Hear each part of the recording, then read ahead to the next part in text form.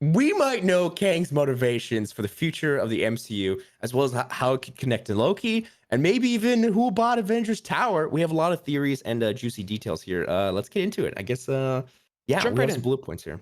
Okay, so yeah, the post-credit scene of Antman the Wasp: Quantumania. Heavy spoilers if you haven't seen it already, but it seems like there's multiple Kangs. We have the Council of Kangs. Seems like it. Yeah, Um, yeah. yeah, I know. So I'm saying, see, yeah, there's a lot of Kangs, and one of them that was after seeing the film 4 times, I was able to kind of look at the background. One of the Kang variants is in a suit. Now, normal tuxedo, normal guy. It's like, oh, I wonder who that could be. I think it's possibly going to be a variant named, of course, Nathaniel Richards or Mr. Gryphon, who, in the comics is like kind of like this big billionaire guy, Who and would you compare him to?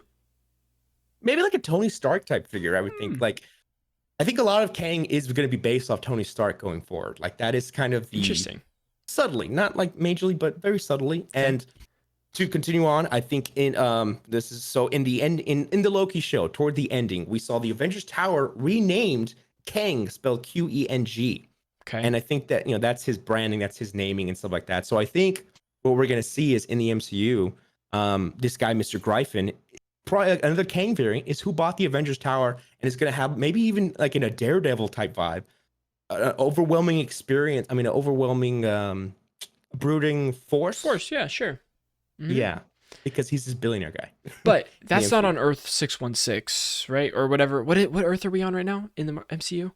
I'll say yeah, 616, and we're jumping around a couple, So it's but like that photo could be from any place ever.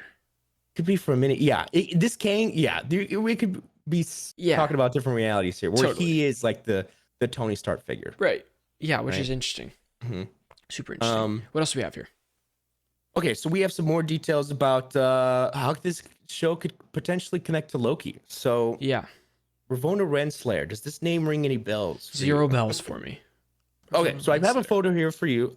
This is her. She Oh, was from the Loki. judge Hmm. in Loki, and so in the comic, this is I highly recommend everybody at home to read the Kang the Conqueror comic, Brian Michael Bendis, 2021. Is it Kind of, the book, the booklet, the big one? I'd say yeah, it's only a couple issues. Okay. It kind of lays the groundwork on who this guy is, kind of his motivations and stuff. And if they're gonna adapt that, he really Mm. wants his love Ravonna. And so last we saw Ravonna in Loki, again, she was Oh, kind of looking for answers. Yeah. interesting. So you think So that she'll have a play a bigger role in season 2 of Loki to try to connect that a little bit? I really do. I think that we're gonna see her again. And I think Kang's motivated because in the movie Ant-Man and the Wasp: Quantumania, he talked about what I've lost. You don't know what Hmm. I've lost. And I think this is gonna come down to him looking for his love. Yes, he wants to conquer universes and kill his variants, but at the end of the day, I think he's looking for his love, Ravonna Renslayer. What year do you think we get a montage of Kang killing his variants? Are we thinking Ooh, 2024, 2025? Like, when is that ooh, coming? man. Because it's That's happening. Yeah, no, absolutely. I think it could be like a post-credit scene type vibe for maybe something like if we get Eternals 2 or maybe even Guardians, go See, crazy. I don't know. I don't 'Cause want to post credit, dude. I want the main oh, you want the meat. focus? Yeah. Yeah, why do we hmm keep? Yeah, we got to stop throwing him. At this point, he's Right, not a right. post credit scene type of guy. No, Yeah, like yeah. he's a main story type of guy. No, yeah, for sure. Yeah, I definitely think any type of space movie, maybe something like that. Maybe even Loki, because like that's the crazy thing is that I wonder how much we're gonna focus on this guy for Loki. Maybe he Because kills his first variant, and it's oh like my gosh, yeah, yeah. first kill type deal. Be grody. No, yeah, yeah, because we saw so Victor Timely, that another variant of him, he was like he's this guy in the 1910s, 1920s. Okay. He's an inventor, right? So that's that variant.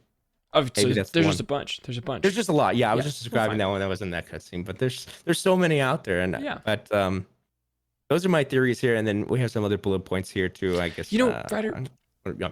I'm a little bit more excited for Loki than I was before after seeing the end credit scene. And I'm glad. That's all I want to hear. yeah, I was a little so-so on Loki Mhm, for the most part. Thought it had its ups and mhm. downs, but I'm excited for his second season. I think both of us were kind of skeptical on how like we didn't. I don't think we both thought how early they would kind of introduce the multiverse saga, right? Like it was WandaVision, and then I think Loki was second, or maybe third Yeah, in the lineup, and then for the season finale to have He Who Remains, I was like, no way already, pretty cool. Jonathan Majors. Pretty cool. Wonder what happened between. Wait, that's a different variant than the one we saw in in Quantumania, or same variant? Yeah, I would say so. Yeah, it's a different version. Okay. This Dang. was like the scientist guy trying to make everything. That's right.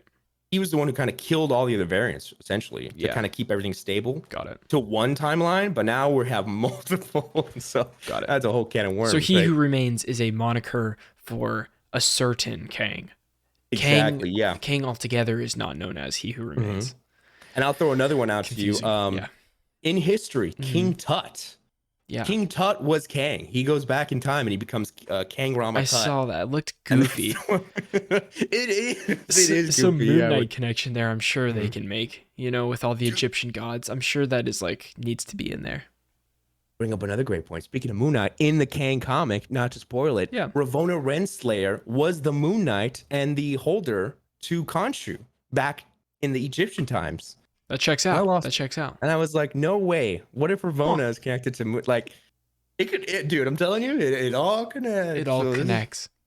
If you want to stay up to date on where Kang is in the multiverse, you can stay right here at Strictly Casual. Thank you guys so much for watching. And if you want to watch this entire podcast, you can go to youtube.com/strictlycasual to become a member. Or if you want to listen to the entire podcast, you can go on any of your favorite podcast platforms. Type in Strictly Casual Freeze Frame. It's a little yellow box with white light writing that says Freeze Frame. This is episode 99. Thank you guys so much for watching, and we'll see you on the next one. Peace out.